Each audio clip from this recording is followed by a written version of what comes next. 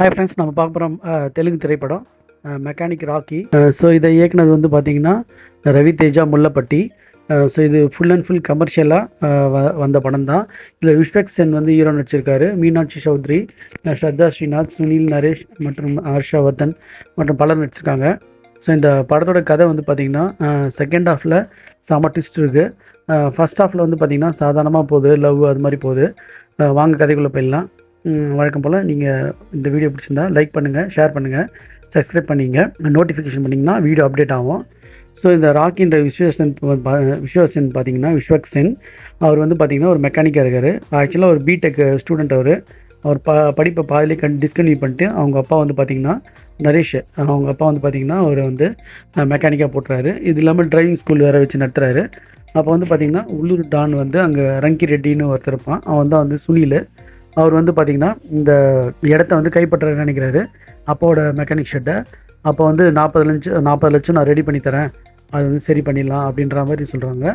இப்போ இந்த மாயன்னு ஒருத்தி வந்து டிரைவிங் ஸ்கூலில் டிரைவிங் இது கற்றுக்கிறா.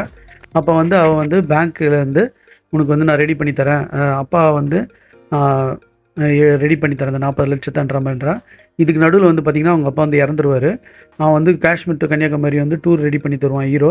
அப்போ வந்து இறந்துருவார். அவர் உண்மையிலே வந்து இறந்துட்டாரா இல்லை என்னன்றது தான் படத்தோட முக்கியமான சீன். அது அவர் இறந்த உடனே பார்த்திங்கன்னா 2 கோடி இன்சூரன்ஸ் பாலிசி கிடைக்கும். அதை வந்து இவ வந்து உன் பேரில் இல்லை இன்னொருத்தர் பேரில் இருக்குது, அப்படியா யாருன்றது அது ஒரு ட்விஸ்ட்டு. ஸோ இதில் ஃப்ரெண்டோட தங்கச்சியை லவ் பண்ணுவான்.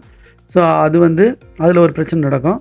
இவங்க இந்த மாயா, இந்த பிரியா, அவங்க 2 பேரோட லவ் வந்து ராக்கி கிட்ட இணைஞ்சதா இல்லையான்றது தான். அடுத்த பிரச்சனை என்னென்னா இந்த மெக்கானிக் ஷெட்டை வந்து ஹீரோ காப்பாற்றினாரா இல்லைன்றது தான். அடுத்தது வந்து பார்த்திங்கன்னா இந்த இன்சூரன்ஸ் பாலிசி வந்து இன்னொருத்தர் பேரில் இருக்குது. இத்தனை ட்விஸ்ட்டையும் ஹீரோ வந்து எப்படி சமாளிச்சிருந்தா செகண்ட் ஹாஃபு. ஸோ இதில் வந்து மாயாவை வந்து அந்த ஸ்ரதா அவங்க வந்து நல்லா நடிச்சிருக்காங்க. ஒரு ஹேர் கெட்டப்லாம் வித்தியாசமாக இருக்கும். மீனாட்சி சௌத்ரி வந்து பார்த்திங்கன்னா மீனாட்சி இது சௌத்ரி வந்து பார்த்திங்கன்னா நம்ம லக்கி பாஸ்கர்லாம் நடிச்சிருந்தாங்க.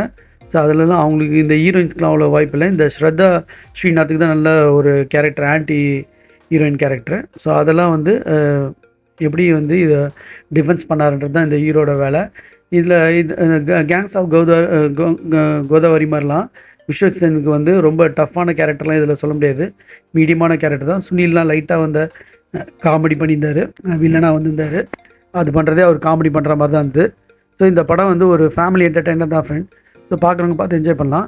நான் ஃபேமிலி என்டர்டெய்னர் சொல்கிறது எப்படி குழந்தைங்க வச்சுலாம் பார்க்குறதுன்னு சொல்கிறாங்க. ஸோ இது வந்து பார்க்குறவங்க, அதாவது ஃபேமிலினா ஒரு அடல்ட்ரி பீப்புள் தான், சின்ன பசங்க வச்சு பார்க்குறது இதெல்லாம் வந்து அட்வைசபிள் கிடையாதுன்னு தான் சொல்லுவேன். இருந்தாலும் இப்போ சின்ன பசங்களாம் பார்க்குறாங்க. ஸோ நீங்கள் பார்க்குறவங்க பார்த்து என்ஜாய் பண்ணுங்கள். ரெஸ்ட்ரிக்ட் பண்ணுறது அவங்களோட விருப்பம். Thanks friends.